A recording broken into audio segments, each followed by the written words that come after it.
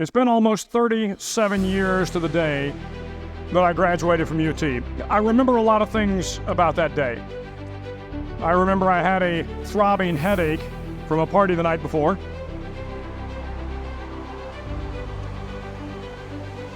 I remember I had a serious girlfriend who I later married. That's important to remember, by the way. And I remember I was getting commissioned in the Navy that day. But of all the things I remember, I don't have a clue who the commencement speaker was, and I certainly don't remember anything they said. So acknowledging that fact, if I can't make this commencement speech memorable, I will at least try to make it short. So the university slogan is, what starts here changes the world. Well, I've got to admit, I kind of like it. What starts here changes the world. Tonight there are almost 8,000 students, there are more than 8,000 students graduated from UT. So that great paragon of analytical rigor, Ask.com, says that the average American will meet 10,000 people in their lifetime. 10,000 people, that's a lot of folks. But if every one of you changed the lives of just 10 people, and each one of those people changed the lives of another 10 people, and another 10, then in 5 generations, 125 years, the class of 2014 will have changed the lives of 800 million people. 800 million people. Think about it. Over twice the population of the United States. Go one more generation, and you can change the entire population of the world. 8 billion people. If you think it's hard to change the lives of 10 people, change their lives forever, you're wrong. I saw it happen every day in Iraq and Afghanistan. A young Army officer makes a decision to go left instead of right down a road in Baghdad, and the 10 soldiers with him are saved from a close-in ambush. In Kandahar province, Afghanistan, a non-commissioned officer from the female engagement team senses that something isn't right and directs the infantry platoon away from a 500-pound IED, saving the lives of a dozen soldiers. But if you think about it, not only were those soldiers saved by the decisions of one person, but their children were saved, and their children's children. Generations were saved by one decision, one person. But changing the world can happen anywhere, and anyone can do it. So what starts here can indeed change the world. But the question is, what will the world look like after you change it? Well, I'm confident that it will look much, much better. But if you'll humor this old sailor for just a moment, I have a few suggestions that may help you on your way to a better world. And while these lessons were learned during my time in the military, I can assure you that it matters not whether you ever served a day in uniform. It matters not your gender, your ethnic or religious background, your orientation, or your social status. Our struggles in this world are similar, and the lessons to overcome those struggles and to move forward, changing ourselves and changing the world around us, will apply equally to all. I've been a Navy SEAL for 36 years, but it all began when I left UT for basic SEAL training in Coronado, California. Basic SEAL training is 6 months of long, torturous runs in the soft sand, midnight swims in the cold water off San Diego, obstacle courses, unending calisthenics, days without sleep, and always being cold, wet, and miserable. It is 6 months of being constantly harassed by professionally trained warriors who seek to find the weak of mind and body and eliminate them from ever becoming a Navy SEAL. But the training also seeks to find those students who can lead in an environment of constant stress, chaos, failure, and hardships. To me, basic SEAL training was a lifetime of challenges crammed into 6 months. So here are the 10 lessons I learned from basic SEAL training that hopefully will be of value to you as you move forward in life. Every morning in SEAL training, my instructors, who at the time were all Vietnam veterans, would show up in my barracks room, and the first thing they'd do was inspect my bed. If you did it right, the corners would be square, the covers would be pulled tight, the pillow centered just under the headboard, and the extra blanket folded neatly at the foot of the rack. It was a simple task, mundane at best, but every morning we were required to make our bed to perfection. That seemed a little ridiculous at the time, particularly in light of the fact that we were aspiring to be real warriors, tough, battle-hardened SEALs. But the wisdom of this simple act has been proven to me many times over.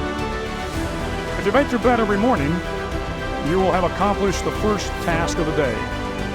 It will give you a small sense of pride and will encourage you to do another task, and another, and another. And by the end of the day, that one task completed will have turned into many tasks completed. Making your bed will also reinforce the fact that the little things in life matter. If you can't do the little things right, you'll never be able to do the big things right. And if by chance you have a miserable day, you will come home to a bed that is made, that you made. And a made bed gives you encouragement that tomorrow will be better. So if you want to change the world, start off by making your bed. During training, the students are all broken down into boat crews. Each crew is 7 students, 3 on each side of a small rubber boat, and 1 coxswain to help guide the dinghy. Every day your boat crew forms up on the beach and is instructed to get through the surf zone and paddle several miles down the coast.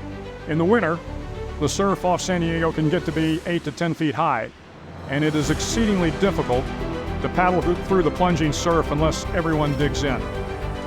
Every paddle must be synchronized to the stroke count of the coxswain. Everyone must exert equal effort, or the boat will turn against the wave and be unceremoniously dumped back on the beach. For the boat to make it to its destination, everyone must paddle. You can't change the world alone. You will need some help. And to truly get from your starting point to your destination takes friends, colleagues, the goodwill of strangers, and a strong coxswain to guide you. If you want to change the world, find someone to help you paddle. Over a few weeks of difficult training, my SEAL class, which started with 150 men, was down to just 42. There were now 6 boat crews of 7 men each. I was in the boat with the tall guys, but the best boat crew we had was made up of the little guys, the Munchkin crew we call them. No one was over 5'5". The Munchkin boat crew had 1 American Indian, 1 African American, 1 Polish American, 1 Greek American, 1 Italian American, and 2 tough kids from the Midwest. They out-paddled, outran, and outswam all the other boat crews. The big men in the other boat crews would always make good-natured fun of the tiny little flippers the Munchkins put on their tiny little feet prior to every swim. But somehow these little guys, from every corner of the nation and the world, always had the last laugh, swimming faster than everyone and reaching the shore long before the rest of us. SEAL training was a great equalizer. Nothing mattered but your will to succeed, not your color, not your ethnic background, not your education, not your social status. If you want to change the world, measure a person by the size of their heart, not by the size of their flippers. Several times a week, the instructors would line up the class and do a uniform inspection. It was exceptionally thorough. Your hat had to be perfectly starched, your uniform immaculately pressed, your belt buckle shiny and void of any smudges. But it seemed that no matter how much effort you put into starching your hat, or pressing your uniform, or polishing your belt buckle, it just wasn't good enough. The instructors would find something wrong. For failing uniform inspection, the student had to run, fully clothed, into the surf zone, then wet from head to toe, roll around on the beach until every part of your body was covered with sand. The effect was known as sugar cookie. You stayed in the uniform the rest of the day, cold, wet, and sandy. There were many a student who just couldn't accept the fact that all their efforts were in vain, and no matter how hard they tried to get the uniform right, it went unappreciated. Those students didn't make it through training. Those students didn't understand the purpose of the drill. You were never going to succeed. You were never going to have a perfect uniform. The instructors weren't going to allow it. Sometimes, no matter how well you prepare or how well you perform, you still end up as a sugar cookie. It's just the way life is sometimes. If you want to change the world, get over being a sugar cookie and keep moving forward.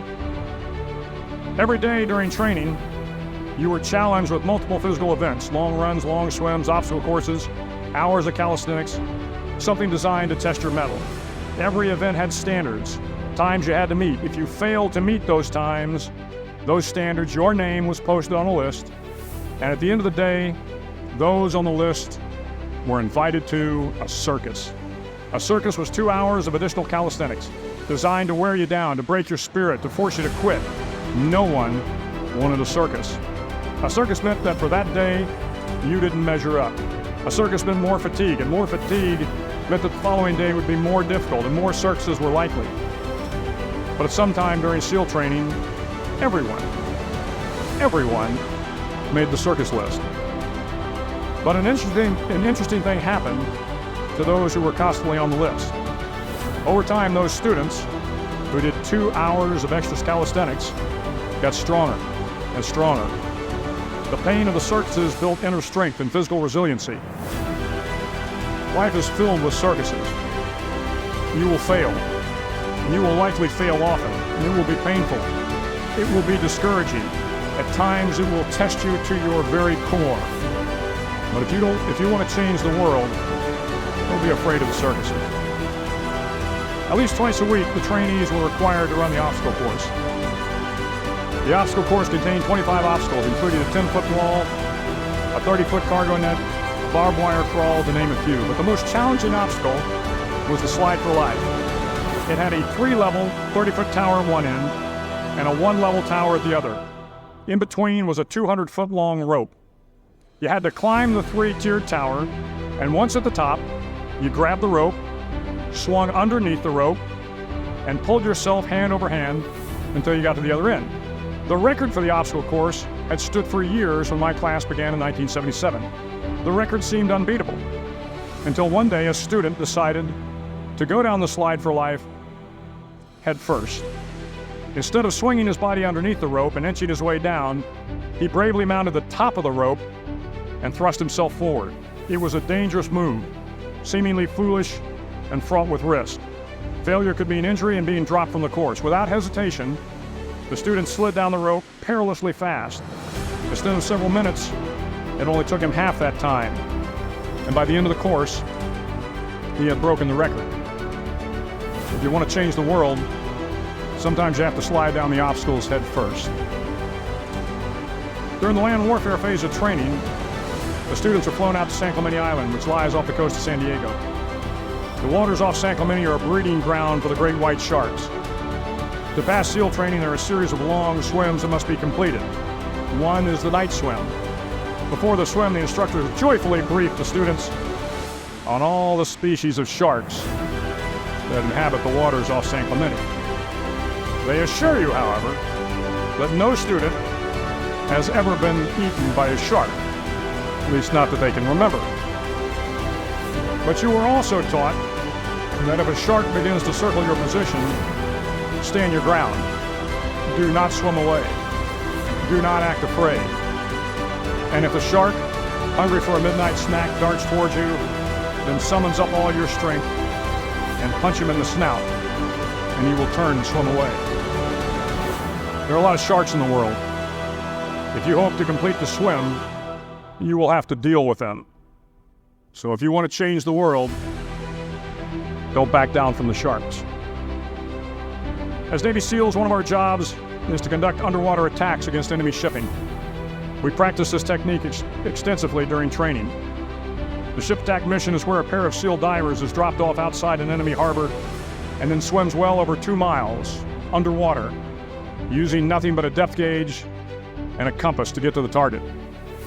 During the entire swim, even well below the surface, there is some light that comes through. It is comforting to know that there is open water above you. But as you approach the ship, which is tied to a pier, the light begins to fade. The steel structure of the ship blocks the moonlight. It blocks the surrounding street lamps. It blocks all ambient light. To be successful in your mission, you have to swim under the ship and find the keel, the center line, and the deepest part of the ship. This is your objective. But the keel is also the darkest part of the ship, where you cannot see your hand in front of your face, where the noise from the ship's machinery is deafening, and where it gets to be easily disoriented, and you can fail. Every SEAL knows that under the keel, at that darkest moment of the mission, is a time when you need to be calm, when you must be calm. where you must be composed, when all your tactical skills, your physical power, and your inner strength must be brought to bear. If you want to change the world, you must be your very best in the darkest moments. The 9th week of training is referred to as Hell Week. It is 6 days of no sleep, constant physical and mental harassment, and one special day at the Mud Flats. The Mud Flats are an area between San Diego and Tijuana where the water runs off and creates the Tijuana Sloughs, a swampy patch of terrain where the mud will engulf you. It is on Wednesday of Hell Week that you paddle down to the Mud Flats and spend the next 15 hours trying to survive the freezing cold, the howling wind, and the incessant pressure to quit from the instructors. As the sun began to set that Wednesday evening, my training class, having committed some egregious infraction of the rules, was ordered into the mud. The mud consumed each man till there was nothing visible but our heads. The instructors told us we could leave the mud if only 5 men would quit. Only 5 men, just 5 men, and we could get out of the oppressive cold. Looking around the mud flat, it was apparent that some students were about to give up. It was still over 8 hours till the sun came up. 8 more hours of bone-chilling cold. The chattering teeth and the shivering moans of the trainees were so loud, it was hard to hear anything. And then, one voice began to echo through the night. One voice raised in song. The song was terribly out of tune, but sung with great enthusiasm. One voice became 2, and 2 became 3, and before long, everyone in the class was singing. The instructors threatened us with more time in the mud if we kept up the singing, but the singing persisted, and somehow the mud seemed a little warmer, and the wind a little tamer, and the dawn not so far away. If I have learned anything in my time traveling the world, it is the power of hope. The power of one person, a Washington, a Lincoln, King, Mandela, and even a young girl from Pakistan, Malala. One person can change the world by giving people hope. So if you want to change the world, start singing when you're up to your neck in mud. Finally, in SEAL training, there's a bell. A brass bell that hangs in the center of the compound for all the students to see. All you have to do to quit, is ring the bell. Ring the bell, and you no longer have to wake up at 5 o'clock. Ring the bell, and you no longer have to be in the freezing cold swims. Ring the bell, and you no longer have to do the runs, the obstacle course, the PT, and you no longer have to endure the hardships of training. All you have to do is ring the bell to get out. If you want to change the world, don't ever, ever ring the bell. To the class of 2014, you are moments away from graduating. Moments away from beginning your journey through life. Moments away from starting to change the world for the better. It will not be easy, but you are the class of 2014, the class that can affect the lives of 800 million people in the next century. Start each day with a task completed. Find someone to help you through life. Respect everyone. Know that life is not fair and that you will fail often. But if you take some risks, step up when the times are the toughest, face down the bullies, lift up the downtrodden, and never ever give up. If you do these things, the next generation and the generations that follow will live in a world far better than the one we have today. And what started here will indeed have changed the world for the better. Thank you very much. Hook 'em horns.